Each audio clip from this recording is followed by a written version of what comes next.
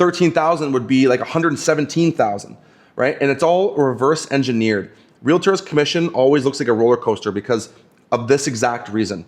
Are you afraid to make cold calls? Here's the wake-up call that you've been waiting for. I honestly think this is like the biggest downfall of most realtors, and it changed my entire business. I remember I had my first real estate business coach sat me down and asked me when I called my past clients. And I was like, oh, I don't call my past clients. I only keep in touch on email and text. And he said, you're wrong. And I didn't believe it. For the longest time, I thought cold calls were useless. I'm gonna bust that myth and show you how it changed my business, and I'll let you know how it's gonna change yours.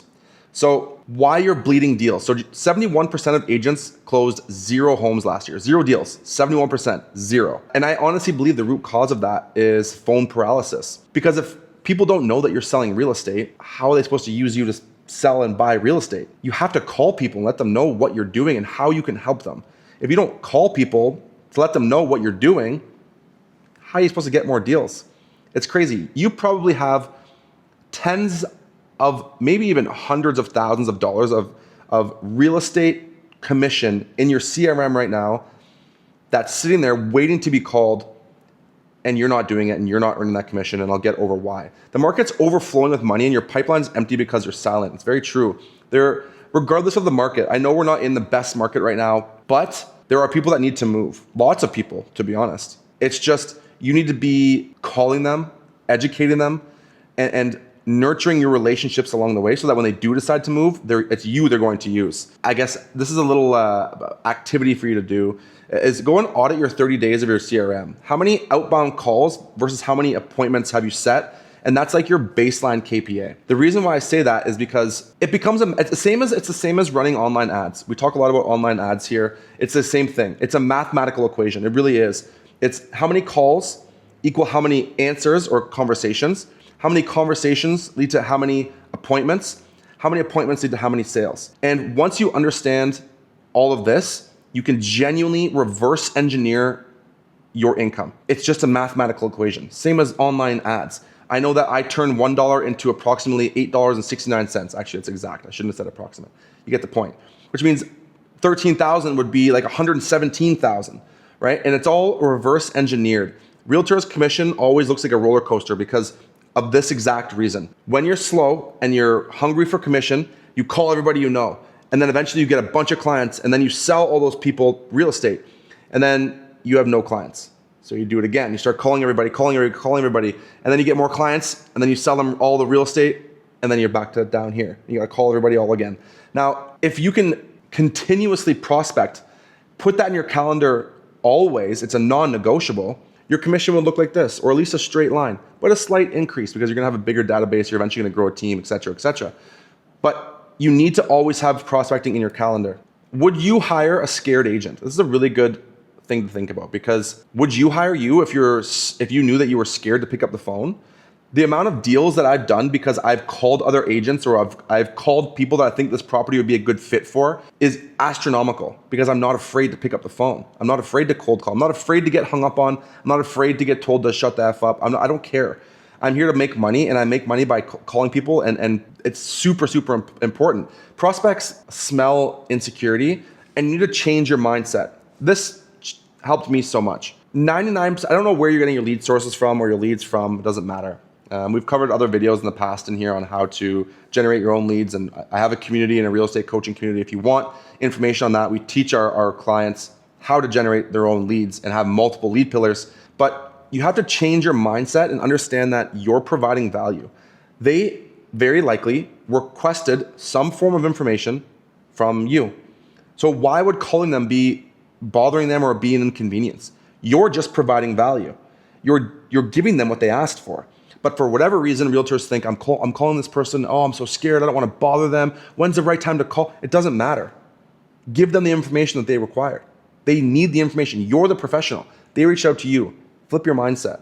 This one thing changed my listing pitch and my conversion rates 100 times. Record your calls and re-listen to them. And I don't mean listen to them for 10 seconds. Re-listen to the whole call. I do it for my Zoom calls and my audio calls. Game changing. Professional athletes watch tapes. You're a professional real estate agent. You should be watching back your tapes and seeing what you're doing wrong, because is it the tone? Is it your tonality that's not great? Is it on a video call? Is it your body language that's not great? Is it maybe you're speaking too much and not letting them speak? Maybe you're not asking the right questions. Whatever it may be, record and re-listen to your calls and then rate your confidence out of 1 to 10.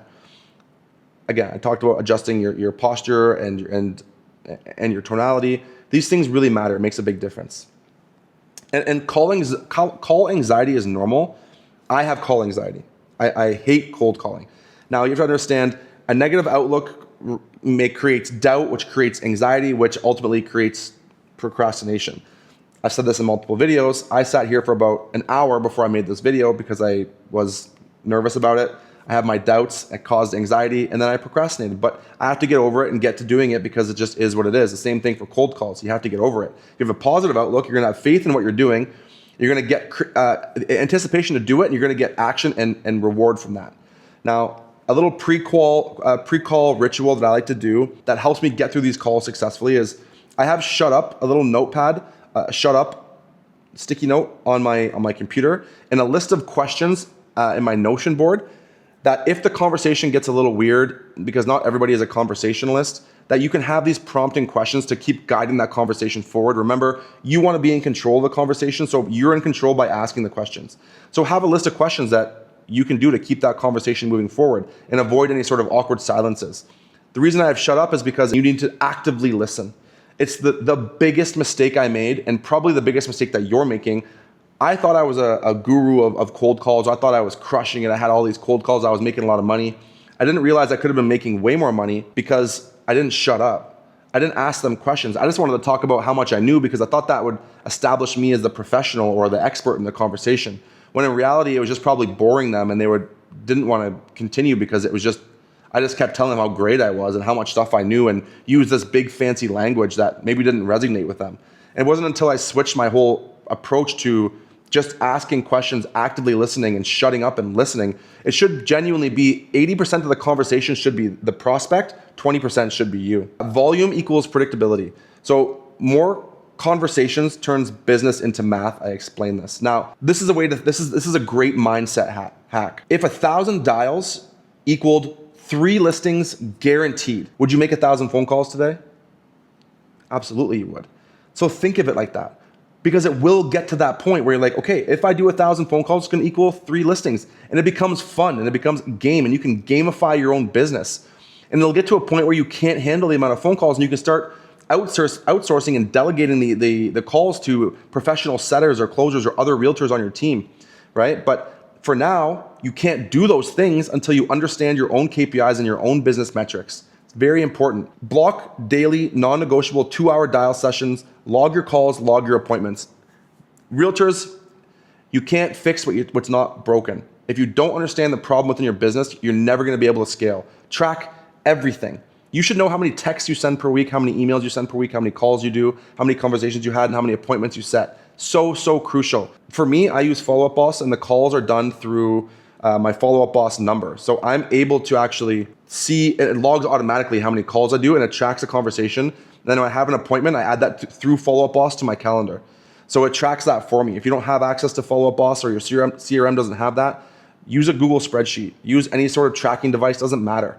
But track what you're doing. Log your calls, log your appointments, because eventually it will turn into math, not mystery. Comfort versus convincing. So the goal is to make the prospect feel safe enough to reveal a real timeline, to reveal their real why, right? That's the goal of the call. The goal of the call is to get to the appointment. And you do that by asking the right questions, asking the right why questions, and guiding that conversation properly. The tonality and my confidence on the calls portrays that I'm doing them a favor almost by calling them. I don't need them, okay? I don't need that commission. They inquired to ask to work with me, and I'm giving them my time, so it's a privilege to them. It's all about the tonality and the words and the phrases you say. For example, swapping out, are you ready to sell? Versus, hey, what's prompting the move, right? Hey, what's the real reason you're looking into this? Find out their why. Most realtors or most people don't actually care. They ask the questions that are on a script without actively listening and writing down proper notes so that you can then reread these notes and give it back to them. Now, the 2-week confidence drill. Pause your dialer after every awkward moment. So every time, again, if you don't have a dialer, it's fine. If you're just doing your phone, it is what it is. But every time that you have an awkward silence, awkward moment, or something that didn't go well, write that down and don't forget what happened and come up with a solution, because that way it'll never happen again. It's very important that you take note not only of the wins, but of the losses, because if you don't understand what maybe you're doing wrong to get to the yes, you're never going to move forward. Identify 10 patterns. People are going to, when it says identify 10 patterns, look, truthfully, this conversation goes the same almost every single time, depending on what lead source they're from or what type of client this is, whether it's a buyer, seller, or renter. The conversation pretty much goes the same, which you'll get to a point where you can control the conversation so much because it's the exact same thing every single time. You're gonna come up with the same objections, the same issues, and you'll be able to handle these things like a professional. Now, this is great. Start your warm up and your scarcity detox, I call it. Start with 2 to 5 follow-up calls, like warm voice calls before cold dials. What this does is it gets your confidence up. If you're, maybe call a couple really close friend clients or whatever, or people that you're actively working with where they're going to pick up, and the conversation is going to be super light and all you're going to do is chit chat up a little bit. I do that between about 2 to 5 prospects at first, so I can kind of feel good about calling. I'm not getting turned down. The conversation is going the way I want it to. They're happy to hear from me. I'm happy to call them. My tone's good. I feel good. They can sense that I'm in a good mood through the phone. Do that first before jumping into cold calls. Because if you get a few hang-ups or like F-offs in the first 5 calls, it's tough to rebound from that. So start off with the people that know you. Thousands of people in your market crave your help. You got to ignore the unsubscribes and the hang-ups. It doesn't matter. You're going to get hung up on. You're going to get people telling you, why'd you get my number, blah, blah, blah, even though they're probably actively on your website. It doesn't matter, okay? Ignore that. Focus on the people that need your attention and that need your help. Okay, schedule 3 follow-ups each morning and track the outcomes. What I mean by that is I always try, whenever I'm on a conversation, okay, I always set the next appointment. Always. Book a meeting from a meeting.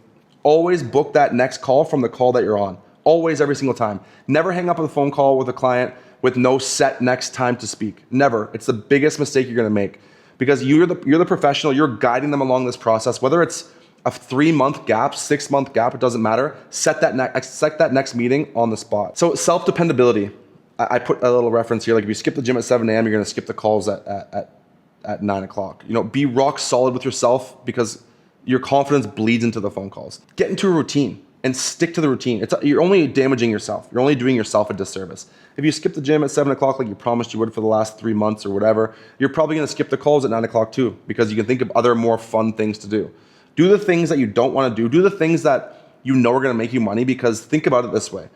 Out of 1,000 realtors, nobody wants to do cold calls. But if you're consistently doing it, I can guarantee that puts you in the top 1% of those 1,000 realtors, and you're doing the things that most people don't want to do, which means you're going to earn the money that most people aren't able to make. Pick that one habit, call block, weekly emails, DM campaigns, whatever, and just hit it 14 days straight. Stick with this stuff, because it actually works. Cold calling will change your business.